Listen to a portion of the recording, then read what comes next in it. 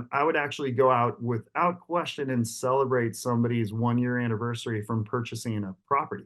Right. It's such a great way to get reconnected with them, and it's worthy of celebrating. That's a really cool thing you help somebody do.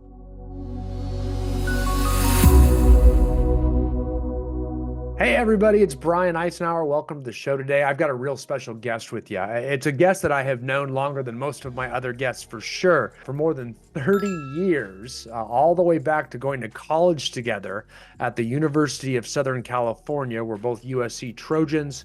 I want to welcome everybody, Dan Floriani. Thanks for having me, buddy. Dan, I'm really excited to have him. We've known each other for a very long time, and watching his career develop over the years is something amazing. I'll start and brag on him because I know he won't do it. Dan is currently a professor at USC even. If you're going to get your Adjunct. master's, what's that? Adjunct professor. Adjunct, right? We don't want to retire you from I'm not. from the career that we're going to talk about today Right. because he's still practicing in the commercial real estate realm. Yeah. But he is also an adjunct professor at SC.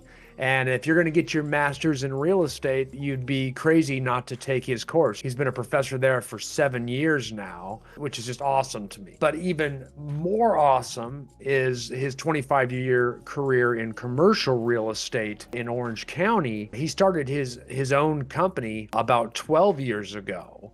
And that company now has grown to do over 2 billion in total sales volume, which is just an astronomical number.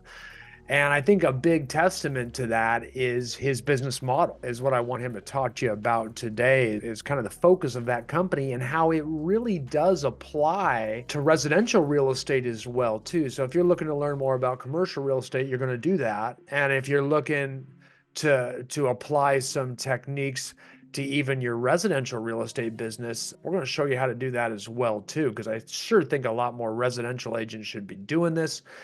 Dan, I'm gonna give it up to you. They don't want to hear me talk anymore. Dude, I don't know. I think you overhype me too much. We should just Yeah, end the podcast right now. yeah, we could do a smoke machine. I was, Just yeah, I want a bigger reveal. are you ready to rock the I was like, I want to talk to that guy too. This guy sounds amazing. Oh wait, it's me.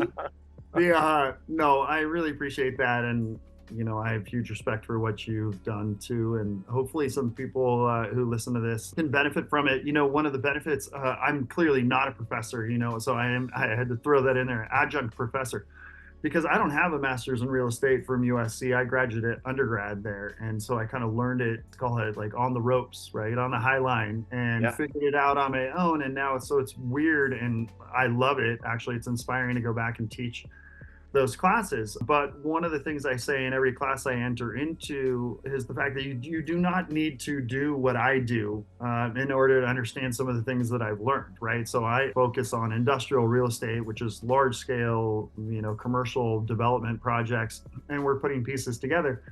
But it's actually more of our mindset. And so, a lot of people in my classes are interested in finance or being an attorney or wanting to just be on the investment side or office or retail or residential, right? And I think some of the things we've learned and we try and apply can be directed to all those mediums, right? It's not specific to industrial. So hopefully some of this can resonate for some of your listeners.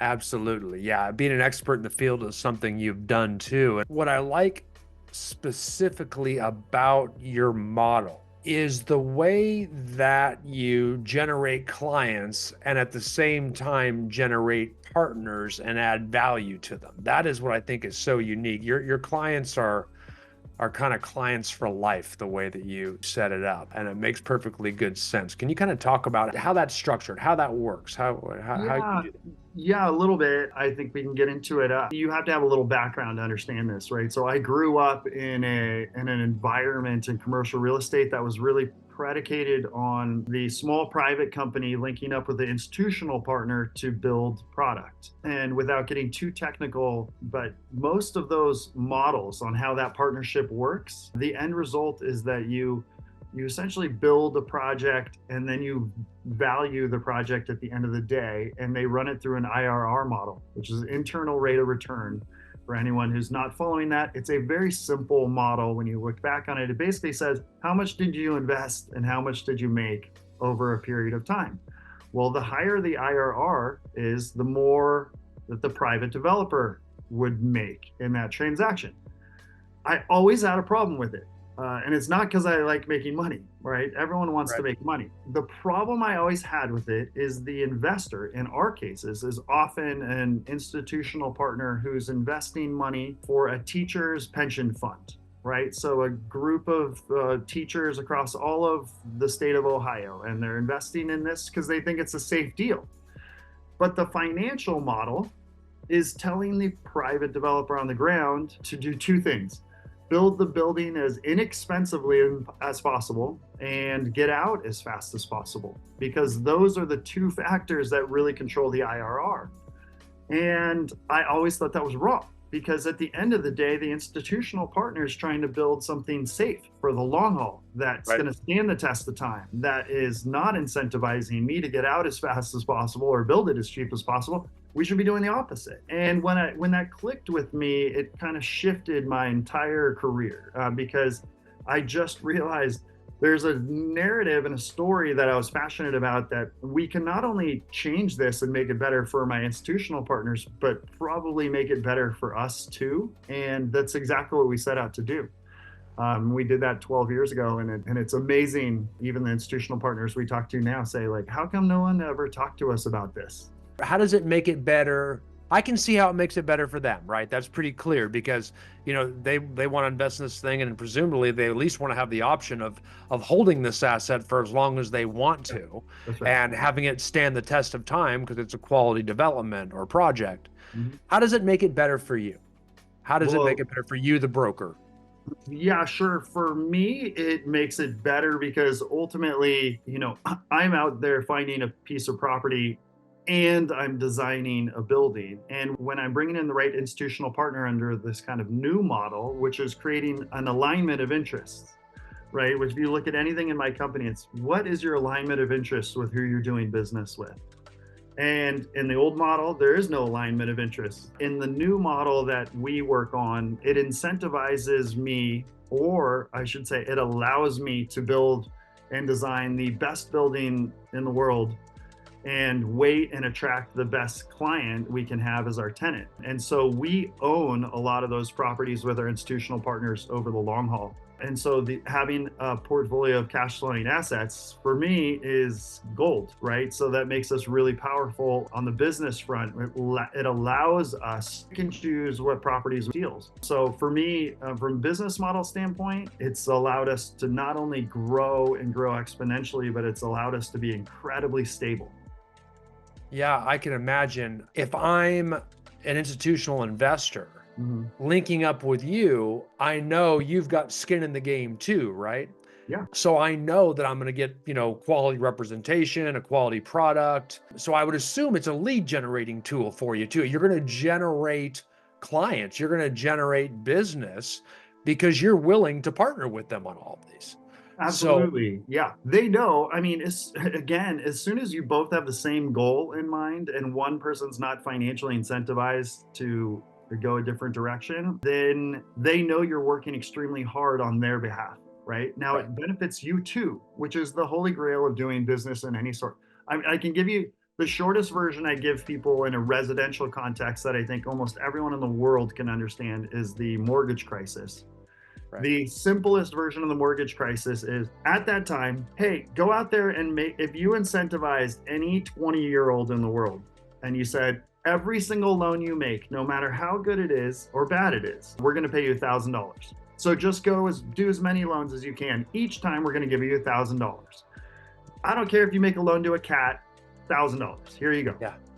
If you took that, created the financial crisis, in the mortgage crisis world in a nutshell, because you're incentivizing people to make bad loans. Now, if you took those exact same people, that exact same 20-year-old, and you said, I'm going to pay you $10 for every month that loan gets paid current and stays alive, you're changing that same person to do the exact same thing, but doing it in a manner that's thoughtful, that aligns your interests. Right. And if he's smart, he'll go around and build a book of business that has 1,000 of those paying him $10 a month. It's better for the person who's creating the loan. It's better for the person who's receiving the loan, and he's making more money, right? So it's Right. not groundbreaking. It's like just kind of the financial engineering. So whoever's listening to this on your end, you can apply that logic to pretty much all your clients, right? So Right. whether it's you're trying to help somebody source a piece of property to build their own home, or whether they're trying to do it as an investment and they want to lease it up, or whether they're trying to flip it out of it, they're trying to sell out of it. Well, the more advice and the more you align your interests with that person, the better that your advice is going to be, their execution is going to be, and you can likely participate in it in a bigger way than just passively connecting two dots. Yeah, I like it. I mean, because you typically a very high quality person too. This is a person that has a lot of cash readily available, and success leaves clues. I mean, this is someone who is successful in all likelihood, or their parents were at least, right? I mean, they've got a significant amount of capital to invest oftentimes, or resources to contribute. And so when that happens, and it gives you time to rapport build with them. I mean, now they get to take you for a test drive. So the likelihood that they're going to do another investment with you, to do additional projects with you in the future, just compounds itself because of their exposure to you through this one. You've got a working track record with them by doing that. So your clientele is just going to continue to compound. They're going to refer friends because they've got that close working relationship with you. Yeah, Brian, just to to add on to that, this Yeah. is why you can apply this to anything, right? So the way our business is now, I don't link necessarily individuals to invest who are just high net worth individuals anymore, because we're doing deals with JP Morgan and UBS and big institutional clients. But at the end of all those decisions, there's still humans making a decision with me, right? Right. So if I have somebody who's in control of the investment decisions for the core fund for a huge institutional partner, his relationship and trust building is with me. And so I am still providing a service for him because I'm making the investment decisions for him on behalf of all these people better, smarter, Right. safer. Therefore, does he want to go find a new partner, or does he want to continue to allocate funds to us? You can apply that whether somebody has $1,000 and they want to keep investing $1,000 with you. If you keep doing a good job, they're going to keep giving it back to you. If you apply it to $100 million, the same principle, because at the end of the day, Right. real estate, no matter what side you're in, has a human component to it. And the human component means there has to be a trust and like reputation factor in order for them to make a decision. And if you can build on both, you don't have to kill it every single time. But if you build both slowly, they don't want to reinvent the wheel of somebody else. So is that better for your business? Yeah. Yeah. Is it better Yeah. for them? Yeah. Better for their And it's even clients, the better people they because represent.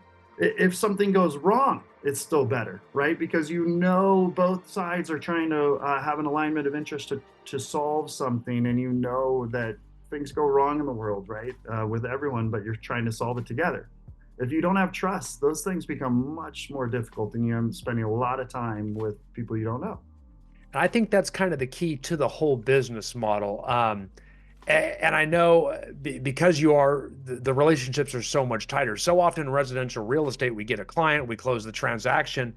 Heck, I bet it's less than 5% of agents even follow up with that past client Ah, to stay in relationship. In this, it's really hard for you not to, because you're managing an asset with them. You're co-owning, for sure. this project. It's Yeah, like you but can't help but do it. Yeah, you're right. But we still apply it. So we have a touch point with our investors, right? So we're continuing monthly. We give them updates, and we're managing Sure. it. So we have a inherently built-in connection. Right. But with our tenants, we've started a thing rather than give them. I don't know about you in your office, but come Christmas time, December is a terrible time to be in our office, or a great time depending who you are, because it's just inundated with chocolates and candies and Sure. baskets. It's super nice. I'm appreciative for everything somebody dropped off at our office. It's really nice. Does it get lost in the shuffle a little bit after the 60th gift? Yeah, it does. So what I started doing within our company as far as managing properties, we're like, okay, let's look at it differently. How about we celebrate the anniversary that they signed a lease with us and they've occupied 1 year, right? There you And go. all of a sudden you're giving them a gift out of nowhere on May 12th as opposed to December 15th. Is it a big deal? No. Does it have a little more impact? Yes. Yeah. So I'm constantly trying to think of things like that with my team, and I don't come up with all these ideas. I'm just like, you're like, all right, what can you do? And if I was In residential real estate, I'd probably look at it in that context. And I would actually go out without question and celebrate somebody's 1 year anniversary from purchasing a property. Right. It's such a great way to get reconnected with them, and it's worthy of celebrating. That's a really cool thing you help somebody do. And so it's just kind of a slight shift. You guys probably already do it, but if you don't, you can apply that to a million different things you do in your life. Absolutely, absolutely. And I do know, just going back here a little bit, I do know what a lot of the people that are listening and watching to this are saying. They're saying, okay, that's great, but how can I add value? I mean, you're Dan Floriani, you're this person. How can I add value to these different people? And what I think, and I don't know if you've done this or not, Dan, I know that you're at a stage now where you're probably investing in these projects with you and putting, to some degree, and putting a certain percentage of your own capital into these. Yeah, of course. But I bet you haven't always done that, and you certainly don't need to, because there is a thing called sweat equity that you can still add value without putting capital in. And that is a very, very common thing in the investment world. Do you want to speak to that at all? Oh yeah. About how? I mean, you have to remember, we started the company 12 years ago. And so now everyone looks at it. And even when I'm at the master's real estate classes, they're like, how did you do it? How did you get there? And you're like, I don't know. Basically, you have to remember, we were a logo and a dream, like Right. not that long ago. In the context of our lives, of how long we've known each other, Brian, you're like, it was like a minute ago. Yeah. I just had an idea with my business partner, and we were a dream with no track record, nothing. All right. So that's a really difficult place to start, but we were able to accomplish it. Why? Because we are knowledgeable on the area we care about. We have opinions. We're passionate about it. We work hard, and we provide value because, well, the term I use, I'm like, we're an inch wide, but a mile deep. Right? So you know more about residential real estate than I'll ever know in my life, Brian. But if you were doing something in the industrial world, I would be a huge resource for you. Right. From point A to point B with very little effort on your half. That's my value. That's what I'm bringing to the table. So for my context, I need to know the difference between two different cities. And in a residential context, like you don't want to be on that numbered street. That one has tons of traffic and people whip through there. But this, these flower streets right over here are incredible value and have higher resale. And what is that? It's knowledge. Are you giving it to your client? Yes. Is it making them smarter and better and making them make better decisions? Hell yeah. Is that worth something? Of course it is. Do you want to get paid a commission? Sure. Can you turn that into different versions of investment and kind of sweat equity? Yeah. Especially if you can find somebody who wants to build those and lease it, or buy an apartment building in a certain market and they want to lease it. Maybe you can help them figure out a better way to do it and throw your energy into helping them make better decisions or make their life easier. Yeah, I think this is where I think a lot of people sell themselves short, is they do have big value here. I mean, if you talk about the normal person who's not in real estate and they want to invest in real estate, because everybody says you should, right? The biggest fear is that they're going to lose everything, right? That's their biggest fear. Like that's the worst case scenarios. I'm going to lose everything. And if you take that fear away by just saying, no, I'm going to do it with you. And if you're a perceived expert, which I hope you think you are, because you're in the field, and you go into the project with someone who has no knowledge, that fear is suddenly removed. Like, clearly this investment is not a bad investment if the expert is saying, I'm going to do it with you. Because if I get hurt, they get hurt and they lose something. And I think that alone, without even any knowledge or activity on your part, the part that you're willing to go into that with them, shows them that they're making a good decision there, and that you're going to continue to be there for them. You're not going to disappear on them. If there's problems, questions, decisions, when to sell, what to do, when to increase rents, whatever it may be, you're there for them. That alleviates all the worries about it that they typically have. And that alone, at a very minimum level. Other ways that I know you add value, that they could add value, I'm just going to throw out there really quick, especially if it translates to residential. I mean, it's amazing how many people want to invest in real estate but can't. And the agents that can find them financing, the agents that can find them capital, hard money lenders, private equity, even institutional lenders, certain commercial lenders versus residential lenders, all of those different things, other partnerships, other groups. It's huge. Finding them developers, finding them contractors, all of these people, flippers, investors, holders, all those people do not have those resources. That seems daunting to them. Mhm. Contractors, builders, all of the above, property managers. You're that connector in real estate. If you have all those connections, you have tremendous value to the investor. Tremendous value. And I know that all your partners rely on you for those things in the commercial real estate world. Yeah, for sure. Because it really doesn't matter. I mean, this is what I talk about with my team. One thing you can't do, don't fake your way through it, right? So there's one thing to know, oh, the market's hot, or this or that. All right. I can pull comps on the last 5 projects that sold or leased within my realm. You guys can do it in residential. Everyone has access to that information nowadays. That's not super tight. And it's just kind of reading reports. Knowledge is actually way beyond that. So when our context and your guys' context, and we're like, who built this and when? Do we know that general contractor? Do they have a history of being a good contractor or not? Did they have a history of lawsuits because there were flaws in it? Or is this like, that's one of the top 5 guys in our market? They built this house. I know it's done right. Having an opinion about the landscaping, having an opinion about what kind of roof is on there and has it lasted long, or does it have a problem? Insurance companies hate that style of roof in this particular area because of fire exposure. That's knowledge that they can't acquire very easily. That takes understanding and know-how. But all those morsels of information provide a service to your client, ultimately make you more knowledgeable and ultimately help them make a better decision. So if you can do that once with them, you're creating value in any way you want. But I can guarantee you your odds of doing business with that person again are massively increased, right? Because not everyone gives you that information. And a lot of people don't even know it, right? So that's just kind of the reality.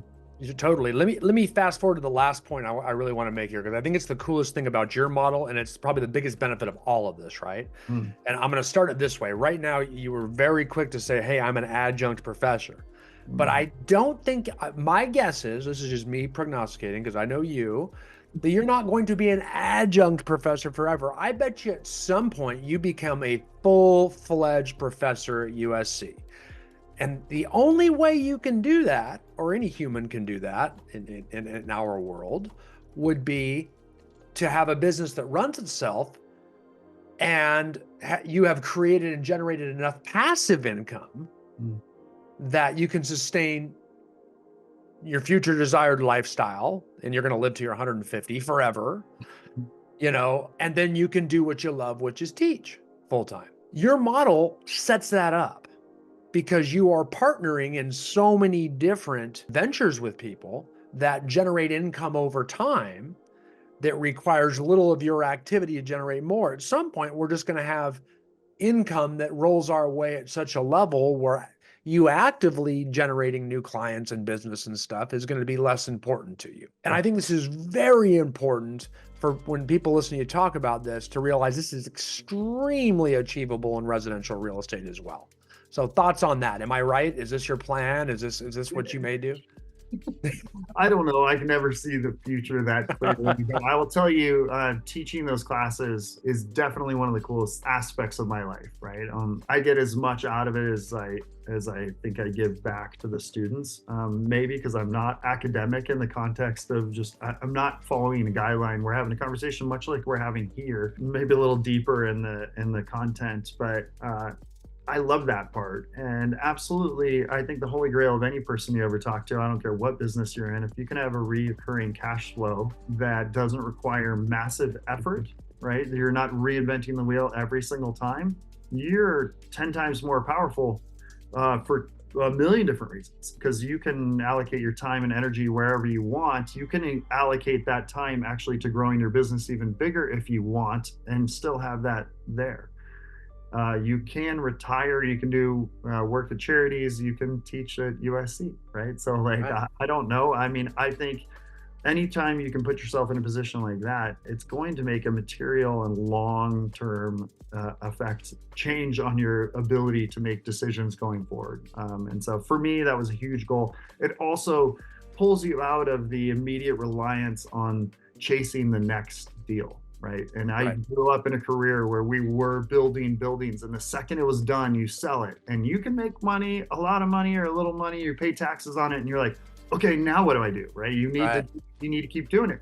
At some point in any type of economy across the world, and we're in one of the best ones in the entire world, right? In the United States, no matter where you're listening to this, you still have ebbs and flows. You still have interest rates that spike 400% in 6 months, and it's going to affect the way you're able to do business. Are you reliant on that next deal to live or not? If you can get out of being reliant on the next deal to pay for food and groceries, then yeah, you're in a way better position. And it is absolutely not this far-fetched dream that's unattainable. Right. You don't have to start $1 billion hedge fund to make it happen. You can do it one at a time. We started again, like with nothing 12 years ago, and we were able to cobble it together. And I promise you, we're not smarter than everyone else. Yeah, I think that's probably the biggest obstacle is people's own lack of confidence with regards to the value they provide or the intelligence they have. And quite frankly, you gain it by getting out there and doing it, guys. And a lot of your value comes from your connections. Your knowledge comes out of those connections too. So if you're able to actually help the investor partner with a home flipper and work yourself into that transaction and getting some ownership in there, or helping the investor and investing with them, or helping the hard money lender find clients to lend to. And if you are constantly being that connector and adding value through your relationships, that those connections are what actually gets you in the partnerships as well too, and that can create a growing portfolio of real estate assets that will pay you passive income over time. So that's what I like about it. You're not just earning money now, you're earning money down the road, and you're saving through your business as well too. And it's one of the only industries that we can do this kind of stuff in. So I really think you're crazy not to take advantage of it if you're not. And Dan, you're a walking, talking testimony of the right way to do it. That's why I really appreciate you being on here with everybody today. So we thank you for that. Or you just start your own podcast. Yeah, just start Yeah, everybody's doing that. Everybody just start do that. podcasting. That's Just right. do that. It's fine. That's right. Life will be just fine. That's right. All right, my friend. Well, thank you so much. I appreciate your time today. We loved having you. That was awesome. Thanks, buddy. You're right. Talk to you soon and fight on. For sure.